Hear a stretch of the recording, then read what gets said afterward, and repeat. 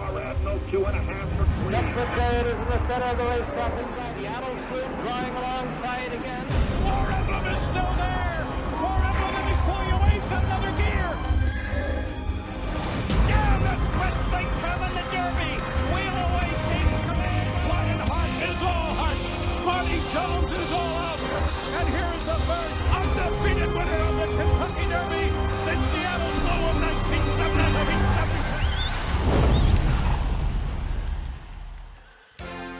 Good morning and welcome back here under the Twin Spires. This is the Kentucky Derby Morning Work Show presented by Twin Spires here at Churchill Downs. The track is fast, the weather is clear, 57 degrees and rising. We're going to be in the 80s by race time. Let's take a look at the headlines coming in. Encino scratching out of the Kentucky Derby. He is our first and hopefully only defection as the number 21 Epic Ride draws into the race. Yesterday's work tab, Forever Young and TO Password Breeze for Japan. I expect those to be our final breezes as we get ready for the Kentucky Derby. And Kentucky Derby and Oaks Advanced Wagering is now open for business. We'll take a look at those odds just a little bit later. And we have a pair of stakes featured on today's 10 race card for Champions Day.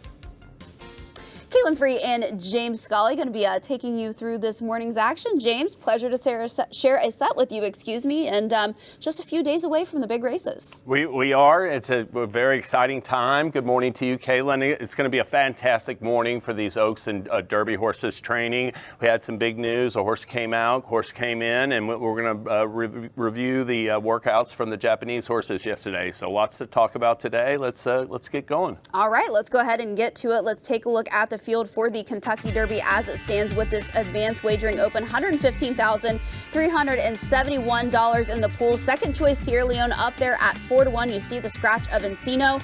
Anything jumping out on this first page for you? Yeah, well, I mean, no surprise, Sierra Leone 4-1 second choice, but we see Catching Freedom and Forever Young at 7-1, 8-1. Those two horses figured a duel for third choice in the wagering. $115,000 in the pool so far.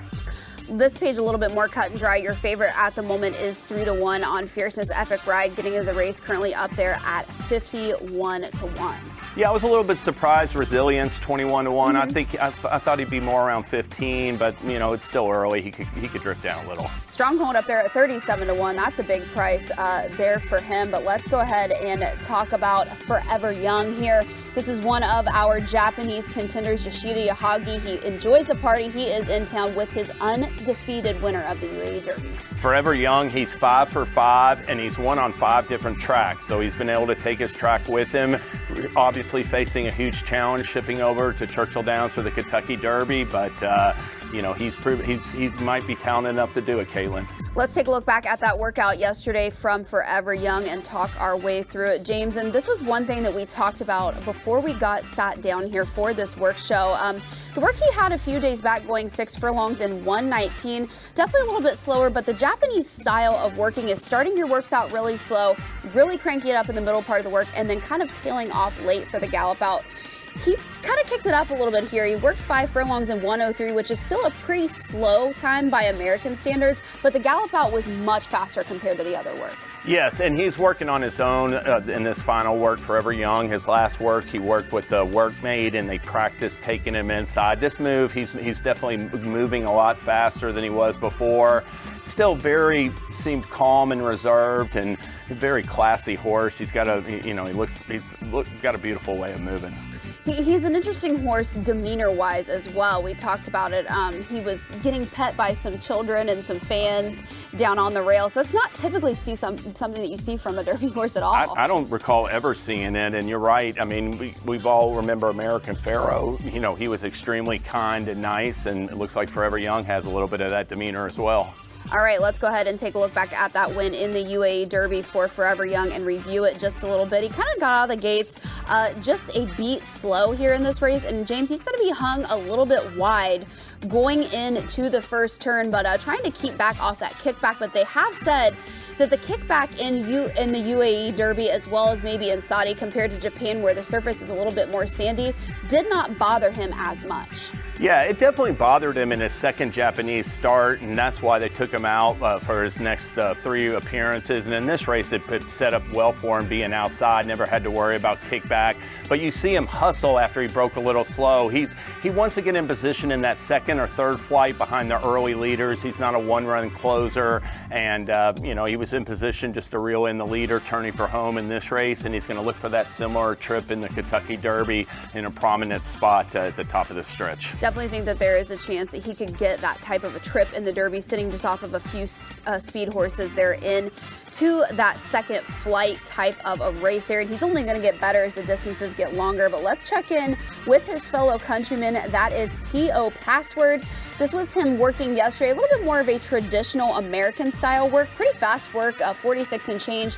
For T.O. Password, he is working in company with his stablemate T.O. Saint Denis, who was going to go in the Grade 2 Alishiba on the undercard race. This is the first time one of the Japanese horses has ran in one of the undercard races, so they're going to have 2 starters in the Kentucky Derby, Forever Young and this horse T.O. Password. And interesting headgear on him there, James, with the full goggles kind of there with the blinkers. Yeah, it really is, and I mean, really a different work from Forever Young. This is the kind of work you expect to see from American horse training for the Derby.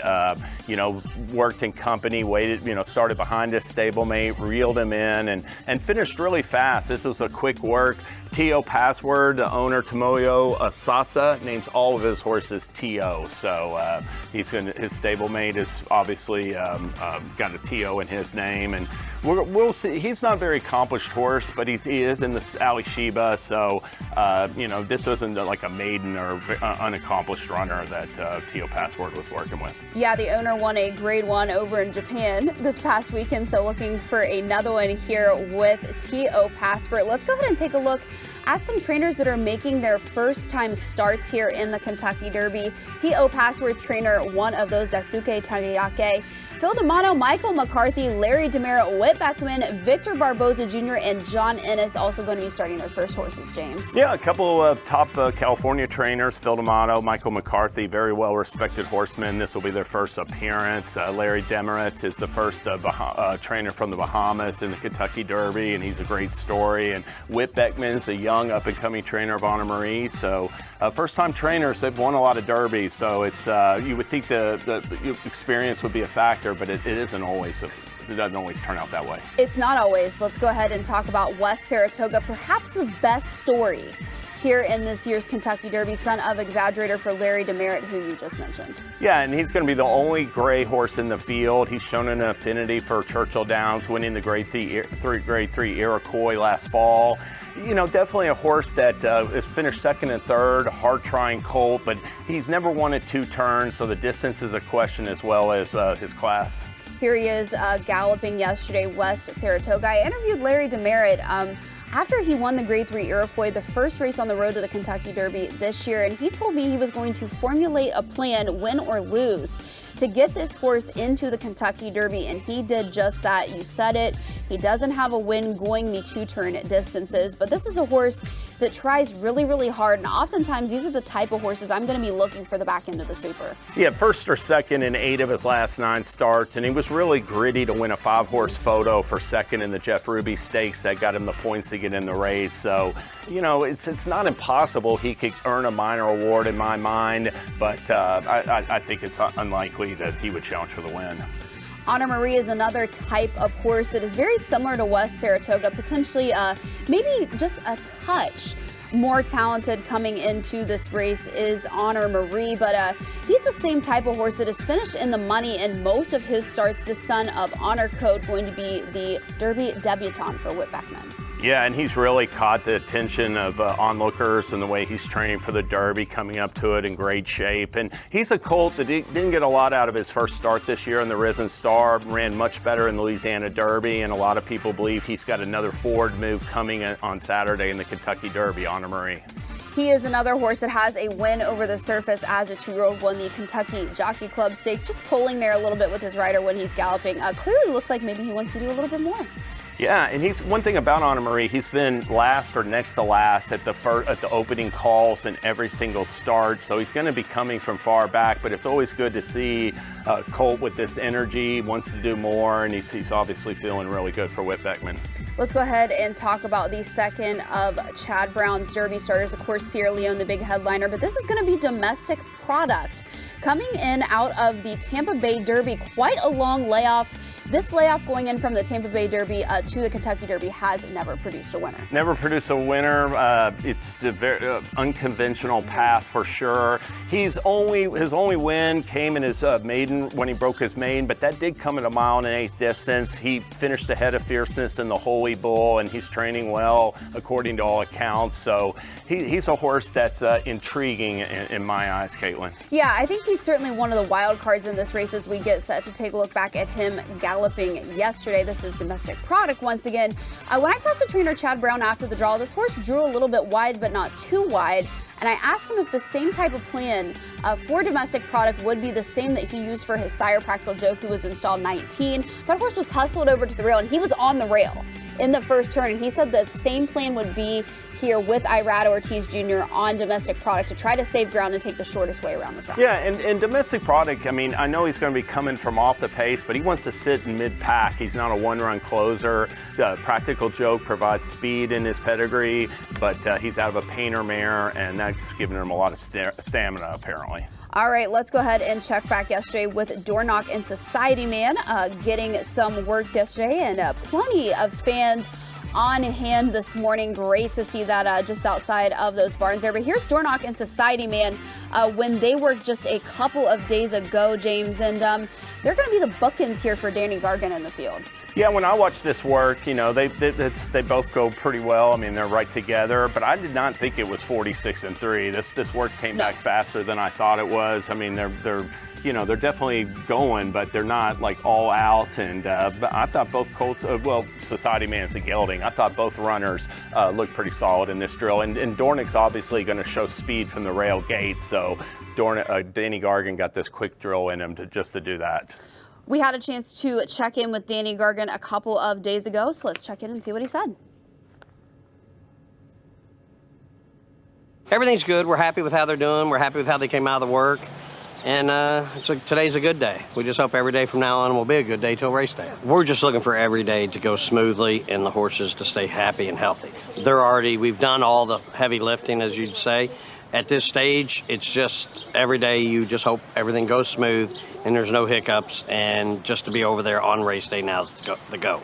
The heavy lifting's done, the breezing, all the hard stuff's done. We just basically have some light training into it and a little schooling, and that's it. All right, we have checked in with a lot of our Derby horses already this morning. Let's go ahead and talk Kentucky Oaks and take a look at the field as it stands. With these morning line odds, Torpedo Anna up there at 5-2, only $19,526 in the pool, but Torpedo Anna taking significant action here. Power Squeeze, she's way lower than I thought too at this stage. I know, I thought she might be a little overlooked. Torpedo Anna training really well for Kenny McPeak, likes the track, and it's going to be either on or very close to the lead depending on how the other speed breaks. Just FYI up there at 6-1, 7-1 on Leslie's Rose. And outside looking in there at 47-1, Candied and Our Pretty Woman. But let's go ahead and take a look at Just FYI and take a look at her gallop out from yesterday, or just a gallop, excuse me, not a gallop out. But there she is. And James, it is hard to find a filly that is training better than either her or Torpedo Anna coming into this race. Yeah, and I'm really impressed with just like the build of Just FYI. I mean, she's got a powerful, rear end, and her training has just been superb. It's not just been the breezes itself, but she's had two wonderful gallop outs that have caught people's attention, and she's going to be making her second start back this year after a good second in the Ashland, so she's a candidate to move forward off that race, a major win contender in the Kentucky Oaks. Certainly potentially coming into her best race. We're going to take a break here coming up, and then we will get set for the Derby and Oaks horses coming up here live on track. So we're going to take a quick break here and get a message from our partners at Twin Spires. in just a moment coming up. But gonna finish up this work here with Just FYI, or excuse me, not a work, a gallop out. I keep getting that confused. We are well past that work time as she continues to gallop out here, seeing crowded. lots of crowded horses and fans on the track coming up here. But we're going to get ready to take a break and hear from our sponsors here at Twin Spires. When we come back, Derby and Oaks horse is going to be live on track. As they head to the back stretch, it's a tight pack. He's going to pull ahead. The Twin Spires expert picks were all optimistic. You've got the best speed rating in the field. Don't fail me now. Man, I love this horse's name. And from far behind, here comes Frank. It's neck and neck. Frank is winning. Frank wins. No matter how you pick your horse, bet with Twin Spires, the official betting partner of the Kentucky Derby. Get your money back if your horse finishes second or third in eligible races. We are back here after that message there from Twin Spires, getting a look there at Sierra Leone. He is getting ready to head out onto the track, and there is a Kentucky Oaks contender there as well. It looks like Ways and Means also for the Chad Brown barn. So stablemates getting ready to head out onto the track as the designated training time is getting ready to start here. And we're going to take a look at some promotions here brought to you by Twin Spires before we get started with that designated training time. Let's go ahead and talk about the money back special offer coming up from the first race on opening night through the last race on Kentucky Derby Day, Saturday, May 4th. Twin Spires is going to be offering insurance on your win bets on all eligible races at Churchill Downs in the form of a $10 money back special. Head to TwinSpires.com or the Twin Spires app for the official rules. Select the offers page, opt in to participate on this Derby Week money back special. And we also have the Thurby leaderboard contest for each race at Churchill Downs on Thurby. Make at least a $10 win wager on a single horse and earn points if your horse runs first, second, or third. Climb the leaderboard for a share of that $2,500 prize pool. The contest is free to enter. All you have to do is head to TwinSpires.com or the app, select the offers page, and opt in to the Thurby leaderboard contest. James, these are always fun, these Thursday leaderboard contests, but Thurby, no-brainer to want to opt into that. Yeah, and you get points for running second or third. You win if your money back. Two great promotions for the opening week. All right, horses are getting ready to head out onto the track here, getting another look. Once again, I believe this is Sierra Leone. It looks like maybe they may be a minute or so behind, just kind of resetting the track, getting ready for horses to get on top of it here. So going to be just another moment before we get horses for the Derby and Oaks as they get set to head onto the track. And there they go. Contenders walking out there. There is a look at Wes Saratoga and his exercise rider. Once again, I mentioned this is one of the best stories coming into this race, and they've been in a lot of pictures that I have seen, getting plenty of press. Yeah, Larry Demerit, cancer survivor, 1996 he was diagnosed, so really a great story. There is a look at Society Man for trainer Danny Gargan, drawing post position number 20 in this year's Kentucky Derby, going to be bookend with his stablemate Dornock, as we see some Kentucky Oaks contenders passing on behind there. There is a look, I believe that was Fierceness that just went by there. Like him. Yep, just looked like a little quick cameo by Fierceness there to say, don't forget about me. I'm still in this race, obviously, but Society Man's still there, James. Yeah, and he looks good. I mean, he broke his maiden 2 starts back, so he's stepping up in class off of the Wood Memorial, but he's moving forward. Yeah, just taking a light jog there on track. And I think that's what we're going to be seeing from pretty much every horse as we get set to go to the Kentucky Derby this weekend. There is Honor Marie. He's going to be jogging here as well. Important, to keep these horses on track, not doing just some walk days, but obviously not getting some hard gallops in either. So thinking we're going to be seeing a lot of these types of jogs leading up to the race. Yeah, absolutely. These trainers just want to keep these horses happy and healthy, and they're not going to do too much in the final days. Contender passing by there. They're not as easy to identify as the horses in these highlighter yellow saddle towels that are going to be our Derby contenders. Going to be taking a look here in just a moment at Fierceness. There he is. He was the one that passed by on your screen earlier, but favorite here for the Kentucky Derby. Favorite for the Kentucky Derby. Only favorite I can ever remember that has never won 2 races in a row, but when he's on, he's brilliant, and he's a great workhorse. I mean, he's trained superbly in preparation. He's a horse that, as you said, once he's on, but he seems to kind of take a type of a pattern with his races, which is a little bit of a concern to me. Yeah, I mean, he's in that every other race pattern. You know, he ran the big race in the Florida Derby, so he's going to have to string together efforts for the first time on Saturday. There is the second choice currently on the market as it stands. This is Sierra Leone for trainer Chad Brown, and this horse just always looks so good in the flesh. Well, Chad Brown calls him a natural athlete. You know, he's long and he's a specimen. I think you've called him an Adonis, and yes. He is a good-looking horse. I mean, he is one of the biggest, if not the biggest, horse in this field. And Joe Christofek and I talked about it. You know, he's going to be a little snug, maybe fitting in that starting gate for the Derby. But I talked to some of the starters, and there's a little bit of a fallacy that it is a smaller gate compared to some of the other types of gates that we use. So it was good to hear that potentially it is not a smaller type of a gate. And they're going to get him in early. You know, he didn't go into the gate in the Bluegrass, but he was the last to load in that race. So he's got to go in early, and then he's going to have to wait a little bit for the rest of the field to get in. All right, let's go ahead and take a look at our also eligible in this race. Rich Strike showed us that these horses are not to be ignored. Here's a strong gallop for Mugatu coming in by way of Turfway Park. Yeah, Mugatu needs one more defection by Friday, 9 a.m. scratch time. He'll really be up against it. I think even West Saratoga has shown better form. He ran 5th in the Bluegrass last time and would have to just make a monumental step forward to even challenge. Would this horse shock you more than Rich Strike did?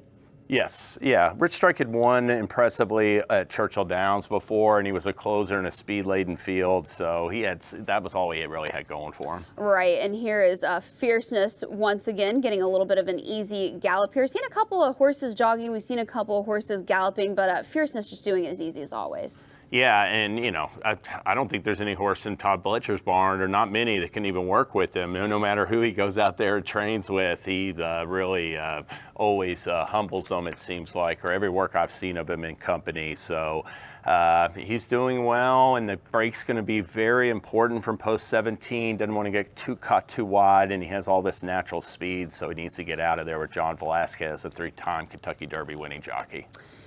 I wonder, and Rosie said this the other day, you know, when Johnny is on this horse, whether it be for a work or for a race, you would think there's very little instruction between him and Todd Pletcher because they have had a relationship for so long and had so much success. They just know with each other. Yeah, absolutely. And, you know, John Velasquez is really good on early runners, too, and that's the classification of Fierceness. He led wire to wire last time. He sat second in the Breeders' Cup Juvenile. He's going to be forward. Just a man amongst men, sometimes, as it seems, is Fierceness. But we talked about it, has that kind of interesting type of a race pattern. One thing that kind of is maybe a little bit of a knock now with the scratch of Encino in this race, Fierceness had no speed to his outside at all. Epic Ride drawing into this race changes that a little bit. Yeah, Epic Ride chased the fast pace up right behind Just a Touch in the Bluegrass. That race had the fastest pace of all, so he's going to be hustling from post 20 now. Even Stronghold has a little tactical speed. I think people are overlooking the horses to his outside, showing some quickness. Yeah, I absolutely agree. Stronghold getting overlooked a little bit in this race and potentially showing some early turn of foot here. But Fierceness, I would think Dornock and Teo Password are going to be the two obvious ones I would say would be on the lead. Dornock for sure from that rail draw. Danny Gargan has said, you know, the horse was going to go forward anyway, but you have to.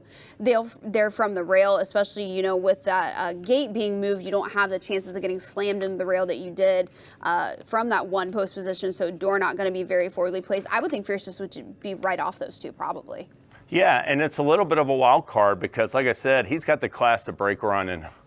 All right, here is Sierra Leone on the screen once again. He is getting ready to start a little bit of a strong gallop here going into the turn. Yeah, I mean, he looks happy. You know, he's the exercise rider has a lot of horse, but, you know, he's responding to his rider, not doing too much. And boy, I mean, just look at his midsection and rear end. I mean, he's just a great looking mover on the track. He is just such a good-looking horse in the flesh. I mean, the way his coat, the way his skin looks, just rippling over his muscles. And this is something that I remember that they said about Seattle Slew, obviously before my time, was the way his muscles and just the way he carried his skin and his coat. It looked like they said that it was one size too small for him. That kind of reminds me of the way Sierra Leone looks. Yeah, I mean, they were completely different run types. Yes. Sierra Leone, a closer, and Slew, a speed horse. But yeah, both beautiful animals. And, you know, you see these big, huge, impressive-looking young horses, and you don't know if they're going to stay healthy. But if they stay healthy, they always have the potential to be really, really good.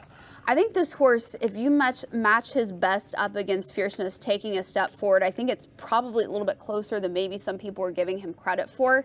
I think drawing post position 1-2, he's going to be able to drop back and save ground from that position with two horses to his inside and his outside that do have a little bit of early speed. I think like post position 2 is way better than like post position 17 for his run style, because he'd be running diagonally to get over and save ground from the outside. You know, he might be last. I don't think Tyler really cares, or Chad Brown. They're going to pass as many horses as they have, whether they're 17th, 18th, 19th, or 20th. And if they're 20th going past the stands the first time, it won't bother them.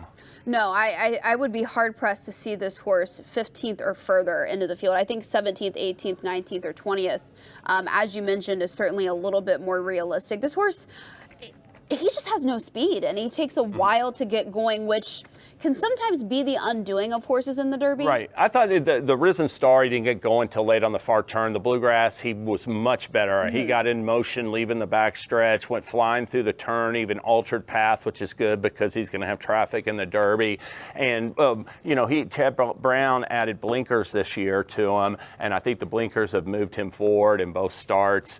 And, you know, he's the type of horse that the Derby's going to be won on the far turn by closers, and he's going to be rolling there.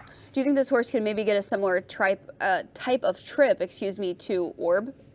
Absolutely. I mean, even like Mage. I mean, basically Mage and Orb, you know, by the time they were turning for home, they had the leaders in their sights. I mean, they made up all their ground on the far turn, and that's where Sierra Leone's going to have to win the Derby. And of course, Rich Strike, that wild card from way off the pace. He was a little bit of an anomaly because he actually got up in the deep stretch, and most Derbies, you know, once you get to the mid stretch, they're a lot of times the winners are right there. Yeah, his Derby reminded me a lot of the Mind That Bird Derby with the weaving through traffic. And here's a look at Grand Mo the First. This is one of the first looks I'm actually getting at him. So very nice to see Grand Mo the First. We got to see, this is Just a Touch. Yeah. Or that's not Just a Touch. That's Catalytic. That's Catalytic there. Catalytic galloping there for the Safi Joseph Jr. barn. Yeah, when I saw the saddle pad, I was like, that's a Safi saddle pad. That's got to be Catalytic. You know, he's real lightly raced, and the Florida Derby was his first two-turn start, and he ran second. It was an encouraging effort. He's got to move forward, but a lot of people think that he is in his preparations, and it's just a matter of getting the trip. He doesn't want to be too far back with his stalking style. It would be hard to see for this horse to win the race, but it wouldn't be hard necessarily to see him get a piece. Mage was second in the Florida Derby last year to Forte. Forte, of course, was a scratch in that race, but significantly different types of Florida Derbies run there. But there is a look at Just a Touch. There also for trainer Brad Cox, and now with just two Brad Cox trainees left in this race, where do you elevate Just a Touch as compared to Catching Freedom? I've got him. I like his tactical speed more, and I think he has more to offer off his last prep. I mean, it's just speculation, but I think that Bluegrass it looks like a good springboard to another big effort for Just the Touch. I'm worried about how much more Catching Freedom could show off the Louisiana Derby, but Just the Touch he could be on the front end if there wasn't a lot of speed in the field. With a lot of speed this year, he's going to be looking to sit like 4th, 5th, or 6th. Here is a look at resilience for the Bill Mott barn, and this is one of the forgotten horses in this race. I know that the Wood Memorial is not the most productive prep, but he won this race in nice fashion. Yeah, and he lost all his starts at 2, so he's done all his real running this year. Broke his maiden, 4th in the Risen Star, wins the Wood Memorial. His progression for a Hall of Fame trainer has been, really good. He just got to take another step forward in the Kentucky Derby because the Wood Memorial wasn't the strongest prep race. There was a little bit of interference in that Wood Memorial as well. There was a horse that ended up being okay, but clipped heels and fell. So some of the contenders in that race kind of got wiped out by that, having to check, go around, that type of thing. But this horse had a good trip, and he won impressively. I still think he probably would have won the race without the incident that happened in the stretch. Yeah, and he added blinkers in that race, and he sat third, which was a really good trip for him. And he doesn't want to be too far back as well. He's this early presser and wants to be right behind the leaders in the early stages. I would think grabbing a piece for Resilience, if he does take another big step forward, would not be out of the realm of possibility. No, not at all. I mean, he's the son of Into Mischief, two-time Derby winning sire. He looks the part out there, according to all reports, and he's the type of colt that if he is progressing into the race, yeah, he's 100% a candidate to get at least a minor award. All right, let's take a look at some Kentucky Oaks horses. Going to take a look at Tarfa in just a moment for trainer Brad Cox. And I mentioned Resilience, potentially one of the forgotten horses in the Derby. Even as the morning line favorite, I feel like she's been forgotten. Could be the third or fourth choice in the actual betting by post time. She's done nothing wrong in her starts in Louisiana this year. Just a little bit of a question of the competition she was facing down there. I really liked her, Rachel Alexandra, because she altered path and kept her momentum going. And so I thought that boded well for her ability in a bigger field like she'll face on Saturday with 14 runners in the Kentucky, or Friday with 14 runners in the Kentucky Oaks. Same route that Pretty Mischievous took to win the Kentucky Oaks last year. These same types of prep races coming out of the Rachel Alexandra and other starts there. That is Tarfa. But I'm with you. I kind of question the types of fields that she has beaten down there in New Orleans. I just think, horses like Torpedo Anna, well, Intricate didn't go forward this year. Which is so interesting to me because as a 2-year-old, I thought she was the top tier. Right, and Tarfa got beat in her last juvenile start at Churchill Downs, so there wasn't much buzz coming into her year, but she's obviously moved forward, and back-to-back wins in those races for Brad Cox. She definitely is a contender.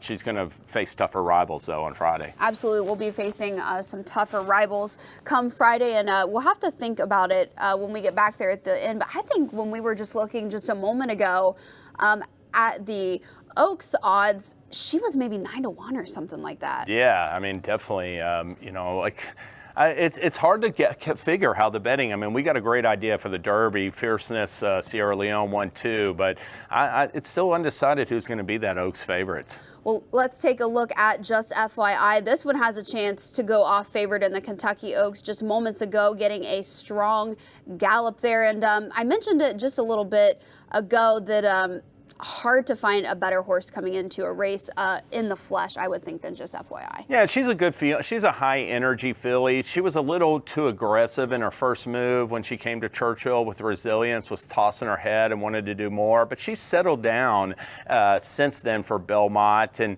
I'm not too worried about this. She's a little bit like tossing her head and a little bit pulling, but she's, like I said, a high energy filly who's trained really well recently, and this doesn't bother me at all. Yeah, she's not really rank by any stretch of the means. She's just kind of wanting to do a little bit more. Riders keeping her restrained, but it's nothing that is too dramatic either way. I love the way she moves. I like the race that she ran in the Ashland with some trouble against a little bit of the track profile. So she's a horse that I'm very, very high on coming into the Oaks, and which is surprising to me because I wasn't expecting that. Yeah, the Ashland was the best Kentucky Derby prep in my book and the deepest, and I think both Just FYI, who was second, and Leslie's Rose, who won it, are major win contenders. Absolutely an interesting race there. Just down the road at Keeneland, that was the Grade 1 Ashland Just FYI coming in. And what I thought was interesting about her was that she didn't miss any training time. She did end up getting a little bit of that time off with the illness, but she was right back on the track the next day. They just had to scratch. Right. But we have another promotion that is very, very cool coming into Derby week this week. This is the Backside Training Center. They are going to be having a raffle coming into the races this weekend, and there is a QR code that you can scan to get involved. And this money is going to be donated to the Backside Learning Center, really the backbone of the industry with our backside workers. They do a lot of good work. And this This is one of the rare 150 Baccarat edition bottles that was donated to the Backside Learning Center to raffle off. This is a $15,000 value. They also have the sterling silver and the gold Kentucky Derby glasses that they're going to be raffling off. But the Backside Learning Center, this is their 20th anniversary. So much good work there. Sierra Leone is going to be one of the horses that some of his proceeds from the Derby will be going towards the Backside Learning Center. Brooke Smith, one of the owners, also going to be matching $100,000 for that. So a great cause to get involved in. Scan the QR code there if you are interested. For the raffle for the Backside Learning Center, just a very interesting type of memorabilia that you can maybe get here, James. Yes, it really is. I'm thrilled to see them promoting the backside workers. This is a great promotion. They deserve it, and hopefully raise a lot of money. Absolutely, and gonna be time to nail down some of our picks for these races. I'm still a little bit, I would say, between a couple of horses for the Oaks more so than the Derby, maybe the Derby a little bit as well. But James, we're going to go ahead and let you get to it, and you'll go first. All right, yeah, so we're going to take a look at my Kentucky Oaks top 5. First off, I'm going to start it with my 5th pick, Tarfa. I am a little bit concerned about the step up in competition and what kind of trip she's going to get, but I do respect her. Where's My Ring? I wanted to put her in the top 3 off her winning the Gazelle. That wasn't the strongest prep, but she's a live long shot in my mind. Ways and Means off a troubled second in the Florida Oaks. Gulfstream Park Oaks is major contender for Chad Brown. My top 2, though, Torpedo Anna. She's going to run strong on the front end with Brian Hernandez. Loves Churchill, comes off a real strong prep. And I like Just FYI to prove best. I don't think there's a lot of speed in this field. I think her positional ability is really going to help her get a good spot from that outside post into the first turn. She's just going to be sitting, lying in wait off the early leaders and then make her move to the front, turning for home. And I look for Just FYI to move forward in her second start of the year and earn the Kentucky Oaks, the Lilies for the Kentucky Oaks. All right, let's go ahead and take a look at your horses for the Derby with Just FYI being your favorite there for the Kentucky Oaks. Yes, we'll start at number 5, Catching Freedom, the Louisiana Derby winner. He's progressed in every start this year. He's going to be running strongly late from the back of the pack for Brad Cox. Honor Marie, he loves the track, won the Kentucky Jockey Club at Churchill. I think he has a forward move off his runner-up effort in the Louisiana Derby. Expect him to make at least a minor impact. Track Thanos, my long shot pick in the race. I think the blinkers, I hope the blinkers help him relax a little bit better. He has a lot of natural speed, and if he can find a way to finish a little better, he could be right in the mix. Just a touch, major win contender. If Sierra Leone doesn't get off the trip from off the pace, I like Just a touch to prove best. But ultimately, my top pick is Sierra Leone. I referenced it before. He's moved forward with the addition of blinkers in 2 starts. He ran against the track bias in the Bluegrass Stakes at Keeneland, a track that just played totally against outside closers. He was still brilliant over it. And I think that we haven't seen the best of Sierra Leone either in 4 starts. The trainer and jockey are constantly talk about, they use terms like 70, 75% with him. They think he has more to offer. I do too. I think we're going to see it on Saturday in the Kentucky Derby. He's going to be rolling from off the pace. I'm on number 2, Sierra Leone. All right, let's go ahead and get set to take a look at my horses for the Kentucky Oaks. Very similar to yours. Number 5, I have Leslie's Rose. I think she had things pretty easy in the Ashland, reflective of the horse that I have picked on top there, but I still respect her, and I think she's got a chance to be relatively forward in this race. Ways and Means coming in off of a troubled second in that last out race. I still like her. I think she's got a ton of upside in this race. She's floated up a little bit in the early betting, which is interesting to me, so she's going to be one that's going to be useful in my wagers. Where's My Ring, my live long shot in this race? This horse absolutely wants the distance, and I think she's peaking at the right time. She looks excellent in the morning, so Where's My Ring? If you get a good price on her, she is a must include.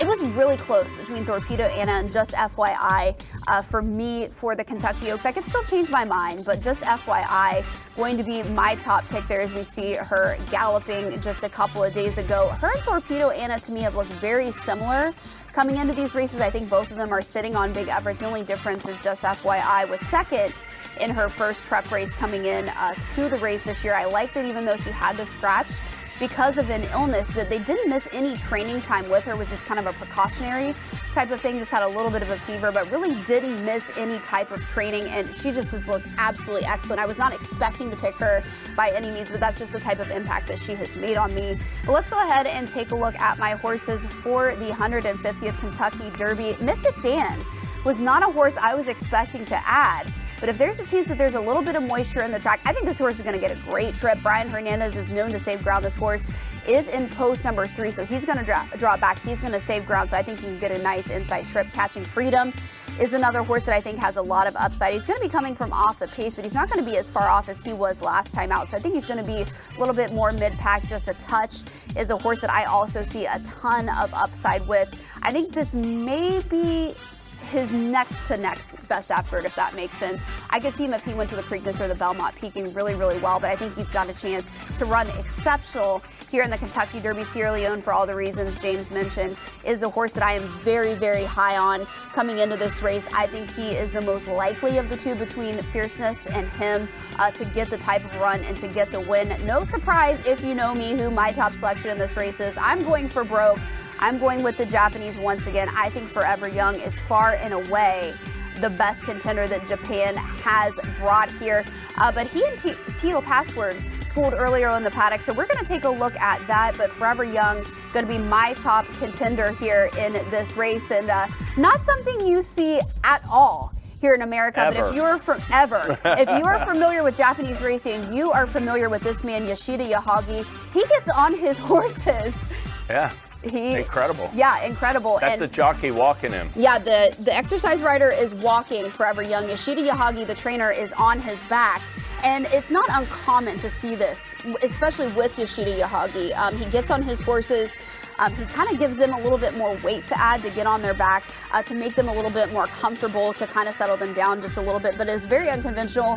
What would you think if you saw Steve Asmussen out there on Track Phantom?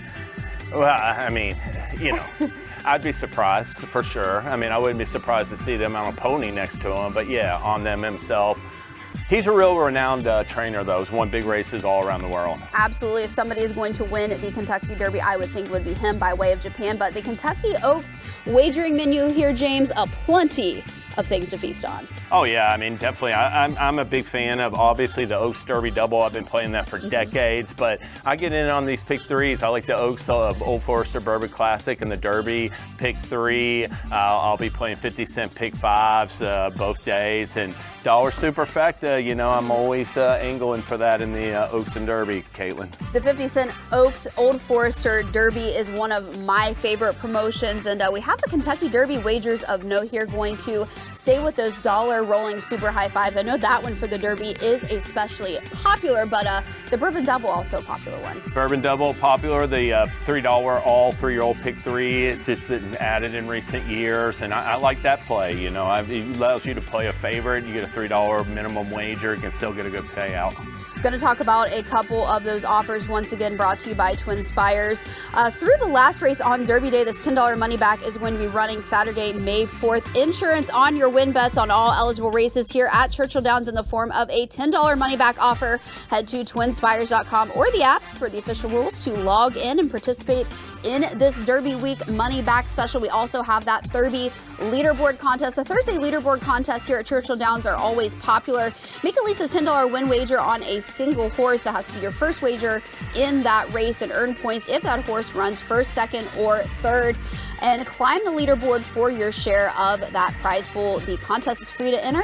Head over to the app or twinspires.com to opt in. This is a popular promotion, and to do it on Derby is very exciting. But great crowd out there on track here as we get set to wrap the show.